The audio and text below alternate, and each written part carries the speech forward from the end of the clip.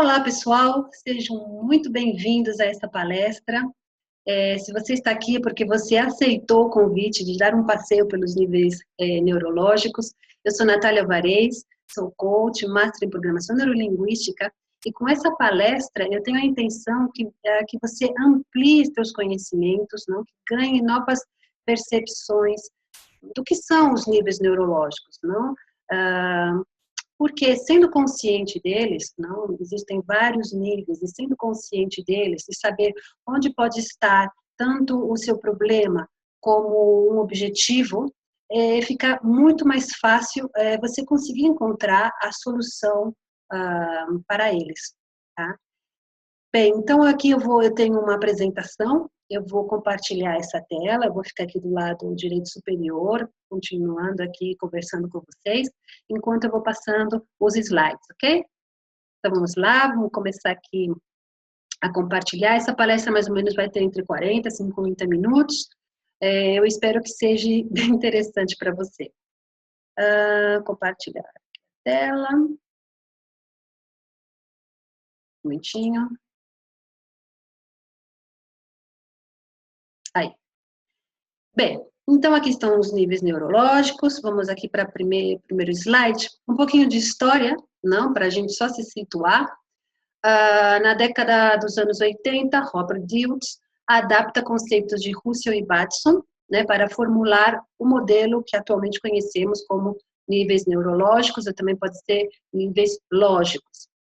Desta forma, né, a PNL adota um enfoque integrado de múltiplos níveis. Né? Robert Dilts, para quem não conhece, é um dos grandes maestros da programação neurolinguística. Bem, então qual é a sua finalidade? Né? O porquê eu preciso conhecer os níveis neurológicos?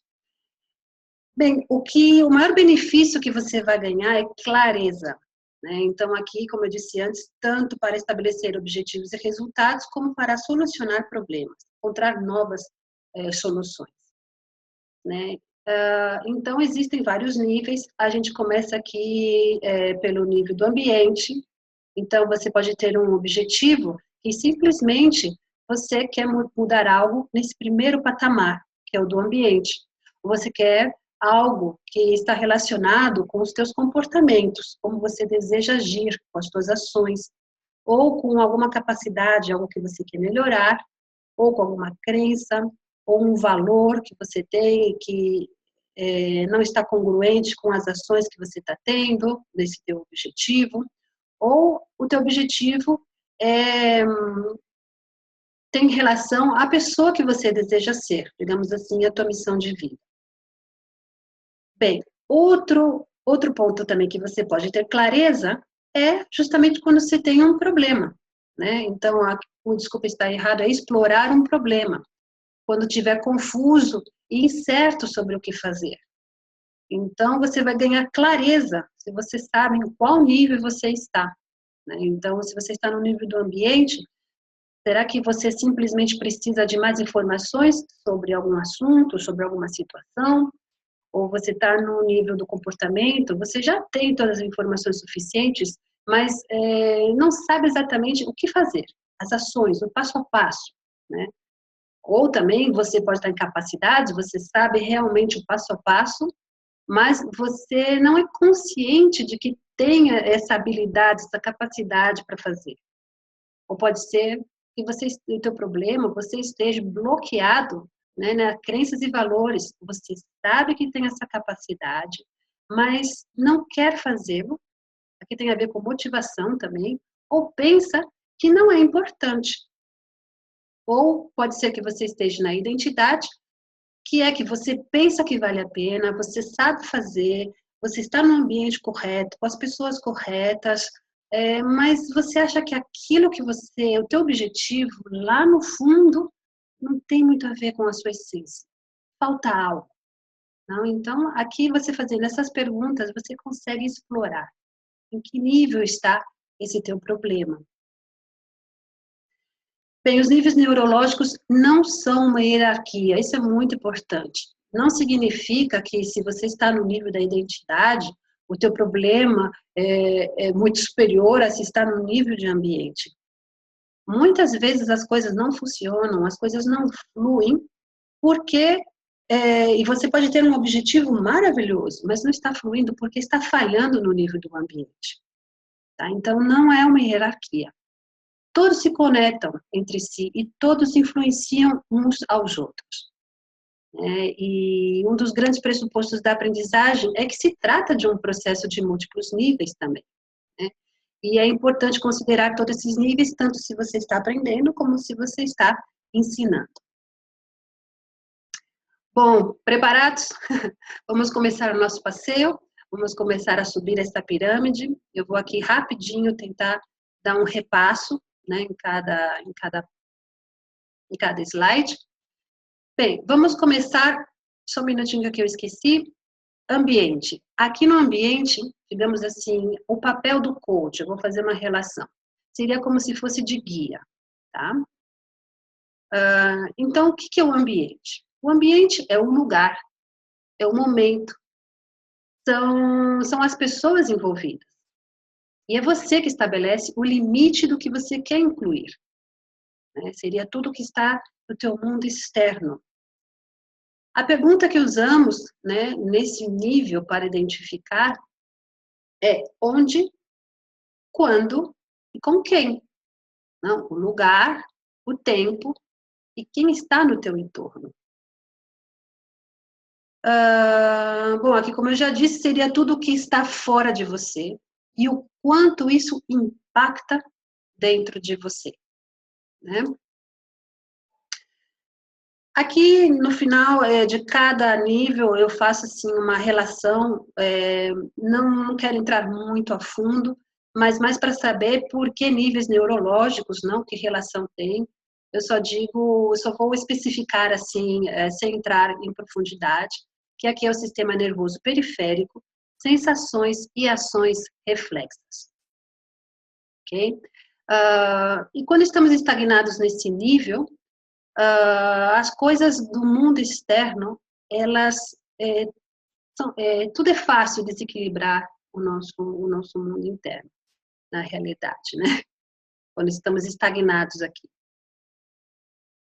Bem, comportamento. O papel do coach nesse nível é de treinador, não? Eu acho que aqui foi mais ou menos onde surgiu a palavra coach. Enquanto no ambiente guia, como guia turístico, eu chego numa cidade e quero saber o que tem naquela cidade, não é guia, o ambiente. Aqui já estamos falando de comportamento, né? O coach, como surgiu dos times de futebol e tudo isso. Então, aqui tudo significa tudo o que fazemos, tem muita relação com as nossas ações. Mas, em termos da PNL, inclui também os pensamentos, né, as estratégias que temos com os nossos pensamentos. A pergunta aqui é o quê?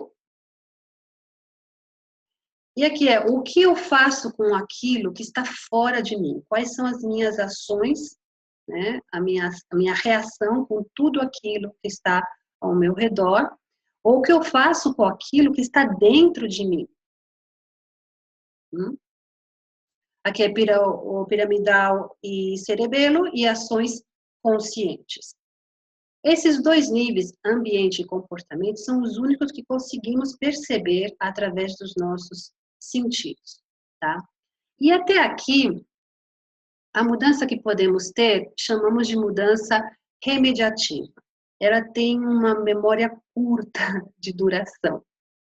Se fazemos aqui uma relação, por exemplo, usando a felicidade, né? A felicidade, neste caso, ela tende a durar pouco tempo, porque as coisas do nosso entorno, do nosso exterior, elas causam muitas turbulências no nosso mundo interno. A mudança está no nível de ações e reações. Bom, então agora vamos para um seguinte nível, que é o da capacidade, como é que eu esqueci de comentar, capacidade que o coach fica de consultor. Dá esse papel, entre aspas, não, continua sendo coach, mas mais parecido a um consultor. Então, capacidade é habilidade, ou seja, comportamento consistente, automático e habitual. A pergunta relacionada a esse nível é como. E aqui, da mesma maneira que os outros níveis a gente consegue ver através dos nossos sentidos, nesse nível, a capacidade, né, só é visível quando ela se expressa através de um comportamento. E aqui o sistema que relaciona é o sistema cortical, ações semiconscientes e movimentos dos olhos. Digo semiconscientes porque é algo que você, é uma habilidade que você faz, você nem pensa muito para fazer, é algo que você faz muito bem nesse nível. E a PNL tem um pressuposto que acredita que todos temos as capacidades necessárias dentro de nós. Simplesmente que algumas vezes elas estão aí adormecidas ou precisam desenvolver, mas você tem todas as capacidades que você precisa. Tá? Isso é um pressuposto da PNL. Bem, até esse ponto, né, ambiente, comportamento e capacidade, a PNL ela foi onde ela surgiu. Porque como surgiu? Ela surgiu modelando a excelência de grandes profissionais em diversas áreas. Modelar, não, e que modelavam? Modelavam as capacidades, os comportamentos e o ambiente dessa pessoa. Aí chamamos de PNL de primeira geração. Tá? Mas aí eles descobriram, começaram a perceber que muitas mudanças não acabavam de acontecer. Com alguns pacientes, nessa época era mais assim no mundo terapêutico, né? Com alguns pacientes tinham resultado e com outros tinham uma mudança remediativa, mas voltava a ter o problema de novo. Por quê? Porque o problema daquela pessoa não estava nesses 3 primeiros níveis, estava em níveis acima. E eles estavam tentando solucionar com esses 3 níveis abaixo. Então, foi quando eles perceberam que existia, por exemplo, um sistema de crenças muito forte atrás daquela capacidade. Dependendo do caso, algumas vezes não tem, simplesmente é capacidade e pronto, não tem nenhum bloqueio no nível de crença. Então, solucionava. Mas a partir do momento que o bloqueio estava acima, tinha uma mudança, mas já voltava a como era antes, a estaca zero. E eles começaram a perceber isso. Né? Então, é aqui que a PNL também passa a olhar a essa direção e a gente já começa a denominar a PNL de segunda geração.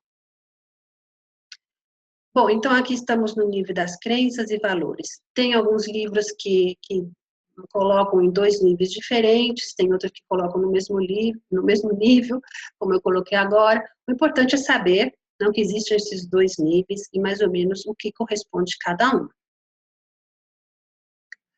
Bem, crenças são os princípios que guiam as tuas ações.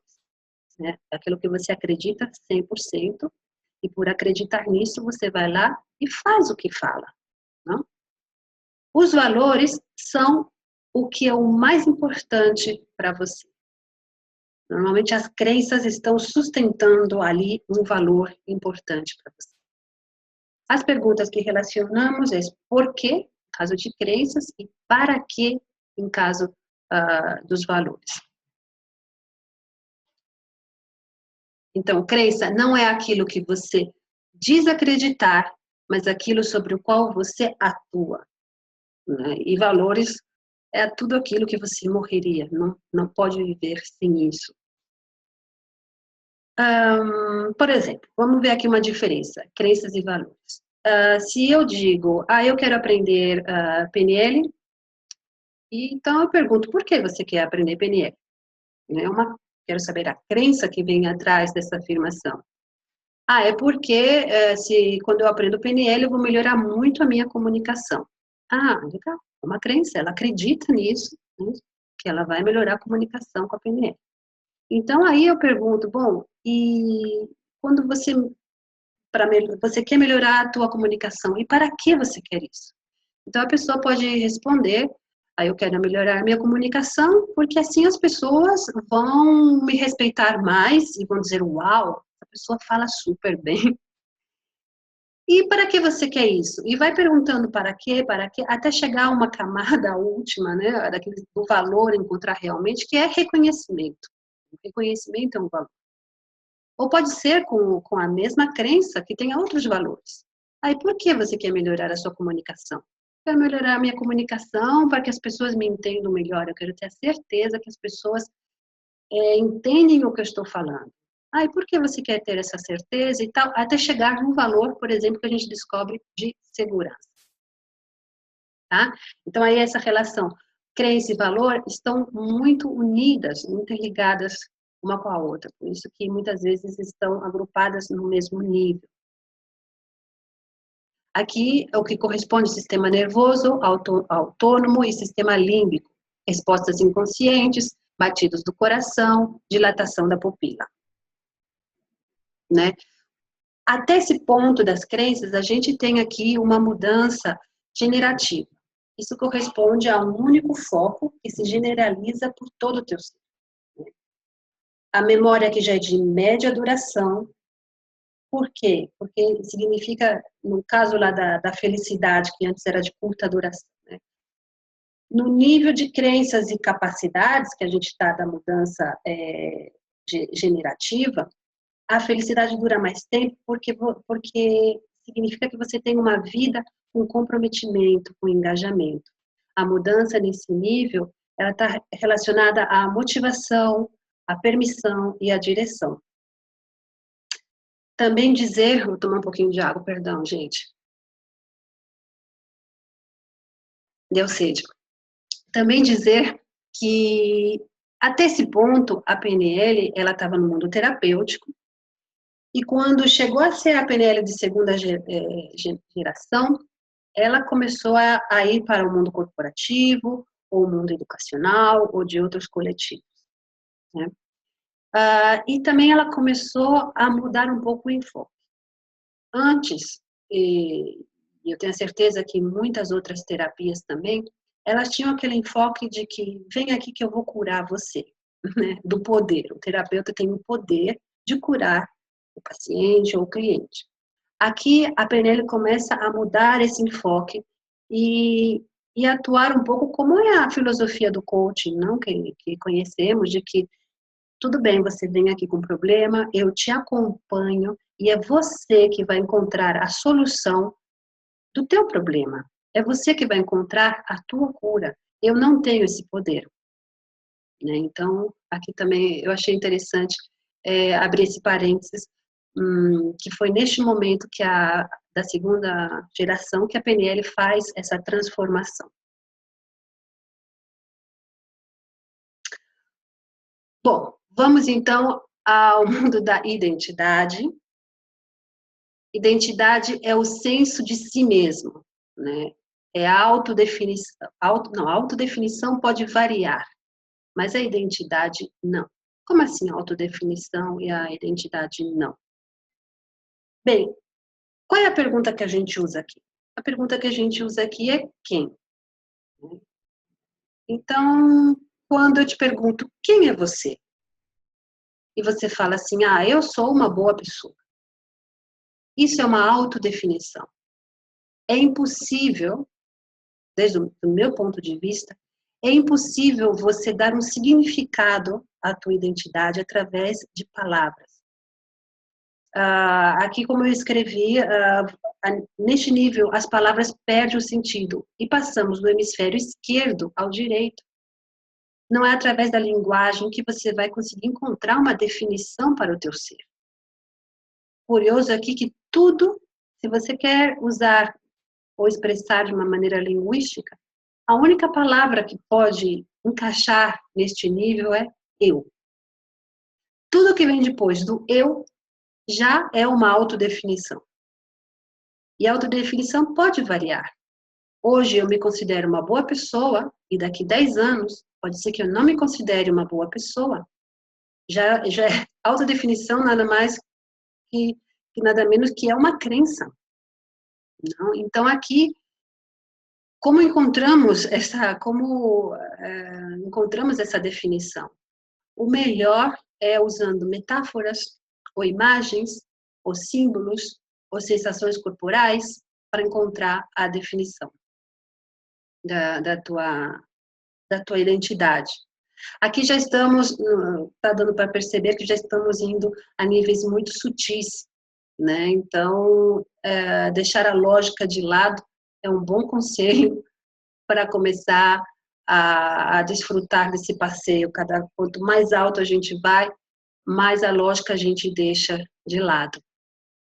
E aqui resgatamos algo muito antigo, né? Que não conseguimos explicar através de palavras. Bem, o que está relacionado aqui é o sistema imunológico, endócrino e o sistema nervoso como um todo.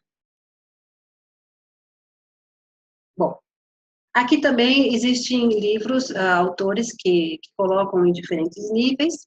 Aqui eu coloquei tudo no mesmo, sistêmico e espiritual. Já estamos no topo da nossa pirâmide, em níveis muito sutis, né? Aqui eu pus que as relações sistêmicas são mais complexas que as relações de causa e efeito. Por exemplo, eu estou caminhando na rua, eu chuto um cachorro, não faria isso, mas chuto um cachorro e o cachorro me morde. Isso é causa e efeito, isso é fácil explicar, não? Eu tropeço numa pedra e caio.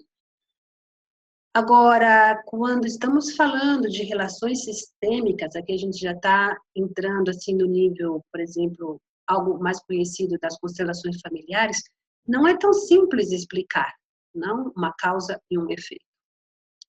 A pergunta aqui seria, quem mais? Né? Então, aqui, qual é o posicionamento que eu tenho? Qual é o papel que eu tenho? Ser consciente de quem eu sou em cada um dos sistemas que eu faço parte.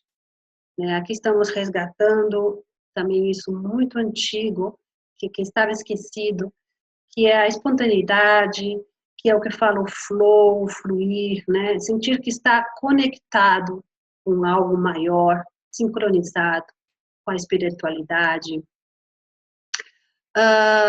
O sistema aqui é holográfico, o sistema nervoso também como um todo. Neste ponto, alcançamos uma mudança evolutiva, chamamos, né? Evolutiva. A felicidade tem longa duração porque a tua vida tem um significado. Aqui a mudança está no nível do norte pessoal, da missão de vida, do teu propósito. Algo que agora todo mundo, né, está falando.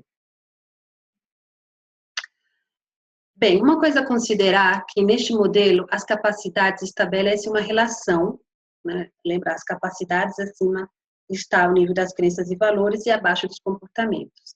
Então, as capacidades estabelecem essa relação importante. Se temos determinadas crenças e valores, mas carecemos da capacidade de traduzir essas crenças e valores em comportamentos, se temos um problema aqui, né? Não vamos conseguir traduzir isso para ações, para comportamentos. Então, vamos ter um problema. Da mesma forma, se temos comportamentos, mas temos um problema aqui nessa capacidade para fazer a união, a relação com as crenças e valores, também vamos ter um problema. Então, se você é educador, professor, um pai, ou mesmo um aluno, identificar, por exemplo, bom, aluno não, pai, identificar, por exemplo, em que nível se encontra o teu filho ou teu aluno com relação a algum problema identificado, é muito importante, né? Então, vamos falar aqui um pouco no contexto educacional. Bom, começando de novo a nossa pirâmide, lá embaixo, vamos por um exemplo aqui que você é um professor e o teu aluno está com um problema. Então, como vamos investigar? Em que nível está este problema? Então, ele pode estar no nível de ambiente. Então, você começa a investigar fazendo perguntas. Ele precisa mais informações sobre algo, sobre alguma situação? Quem são as pessoas que estão envolvidas no problema? Onde ele se encontra? Em que momento esse problema é identificado? Né? E, então, o ambiente é muito importante. Mais uma vez, repito, não é porque é o que está lá embaixo que não vamos dar importância. E ele pode ser um estímulo ou algo prejudicial, né? Porque em quantas situações que temos que o aprendizado pode ter alguma dificuldade, justamente porque na sala de aula está do lado de um local com muito ruído, muito tráfego, ou que possa distrair os alunos, né? O ambiente tem muita importância. E mesmo porque é um aprendizado, o que significa? Que não é simplesmente o ato, né, e o comportamento de escrever no caderno. Quando você aprende, as suas ações interagem com o entorno, não faz parte do aprendizado. Então, o entorno é muito importante. Comportamento.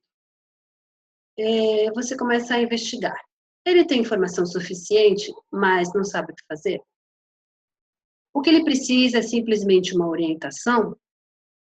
O comportamento do aluno tem base na iniciativa própria ou ele está repetindo comportamentos de outras pessoas? Né? Capacidades. Ele sabe o que fazer, mas duvida da sua capacidade para fazê-lo? Ele não é consciente que tem a capacidade que necessita para solucionar seu problema? Ele está recebendo os estímulos corretos para desenvolver as capacidades necessárias? Aqui o interessante dos estímulos corretos, não? Porque na nossa educação convencional é normal a gente enfatizar aqueles estímulos do audiovisual, não? E na PNL acreditamos que para ter um aprendizado eficaz é muito importante utilizar todos os nossos sentidos. Então, será que ele está recebendo os estímulos corretos? Graças a Deus, hoje em dia a gente tem iniciativas que estão favorecendo outro tipo de estímulo, não? Os outros sentidos, além do audiovisual. Então, aqui é muito importante o do corpo, não? O sinestésico, entrar também dentro do campo do aprendizado. Então, essas são as perguntas para analisar. Se o problema está no nível da capacidade. Também pode estar no nível aqui, crenças e valores. Ele tem a capacidade, mas não quer fazer. Lembra que eu falei que tem muito a ver com motivação. Ou pensa que não é importante. Né? Aqui, por exemplo, pode ser muito algo de cultura. Né? Se o teu aluno ele tem todas as capacidades, mas ele acha que se ele estudar muito, ele vai ser um CDF, vai ser excluído do grupo de amigos. Ou tem muito a ver também com o que ele vê dentro da casa dele, né? Eu quero ser como meu pai, e meu pai não foi um bom aluno, então eu também não vou ser um bom aluno. Estamos falando em crenças. E se a gente tentar solucionar isso, sendo um problema de capacidades, não vai funcionar. Ao contrário, vai deixar ele muito frustrado, né? Bom, e por último, estamos aqui no nível da identidade. Ele pensa que vale a pena, lá no fundo ele sente que se fizer algo que ele foi proposto, não é ele na essência. Quero dizer que para aprender é muito importante a gente se identificar realmente com aquilo que queremos aprender. E as crianças têm esse processo muito natural, não? Desse aprendizado eficaz. Elas não falam, eu vou brincar, então eu vou atuar como se eu fosse a mamãe. Não, elas falam, eu sou a mamãe. As suas ações, elas se identificam com aquilo que ela está fazendo. Isso é muito importante. Vou dar um exemplo, meu exemplo. Não, eu vivo lá na Espanha já há 17 anos. E lá eu falo e depois de 5 palavras as pessoas já falam, você tem um sotaque, a grande maioria já sabe o sotaque brasileiro. Então, faço essa pergunta, bom, será que, digamos assim, esse problema, que para mim não é, mas poderia ser, não? Será que esse problema, em que nível está? Está de capacidade? Eu tenho dificuldade em atenção, dificuldade na minha dicção? Está a nível de comportamento? Eu não dedico tantas horas, eu não tenho ações, eu não estou tendo nenhuma ação que faça com que eu perca este acento. Está no meu nível do ambiente, eu vivo com brasileiros, eu estou em volta de brasileiros, eu escuto televisão em português, ou pode ser que esteja no nível da identidade. Será que eu quero, ou seja, será que eu estou tão identificada em ser brasileira que se eu começar a falar sem esse sotaque, como que eu estou perdendo essa identidade? Não, aqui é uma questão, deixa em aberto o porquê do meu sotaque tão acentuado, mas pode ser em qualquer desses níveis e até no nível da identidade, certo? Eu acho que vocês também notam um sotaque espanhol, não quando eu falo português. Vai saber em que nível está isso também. Bom, então convém explorar o plano das crenças e da identidade quando outros aspectos não funcionam. Claro, se você está investigando, normalmente você vai começar pelo ambiente, comportamentos, capacidades. A solução não aparece, a mudança não acontece, começa a investigar nos níveis mais acima. Estou vendo aqui mais o que eu tenho para falar. Assim, que se uma criança, né, se uma criança acredita que ela aprende, que se ela aprende a soletrar, será o tipo de pessoa que ela não quer ser, não estamos diante de uma incapacidade, como eu disse, de ortografia, por exemplo, né? Então, se tentamos resolver esse tema, pensando, por exemplo, que aquela criança não dedica tempo suficiente à ortografia, por exemplo, que o problema dela está no nível de comportamento, quando na realidade está de identidade, jamais conseguiremos que ela aprenda corretamente. E, na verdade, vamos estar fazendo um trabalho ao contrário, vamos estar frustrando essa criança. Do mesmo jeito, se julgamos que o problema dessa criança é um problema ao nível de identidade ou nível de valores, quando em realidade o que acontece é que ela está tendo um problema de comportamento, não de estratégias de pensamento, ou uma habilidade, uma capacidade que está adormecida, e julgamos que é algo de identidade, também vamos ter um problema, porque ela vai ser julgada injustamente de preguiçosa, de que não é motivada. Então, é muito importante identificar. Também, outra confusão normal que possa acontecer é que as pessoas têm a tendência de se identificar com o que pode fazer ou não pode fazer. E isso são capacidades, não são identidades. É normal que o teu aluno diga, eu não sou bom de ortografia, ou eu sou bom de ortografia, quando deveria dizer, eu estou aprendendo ortografia. Ser matemático e saber matemática é muito diferente. Então, aqui também é muito importante identificar isso no teu cliente.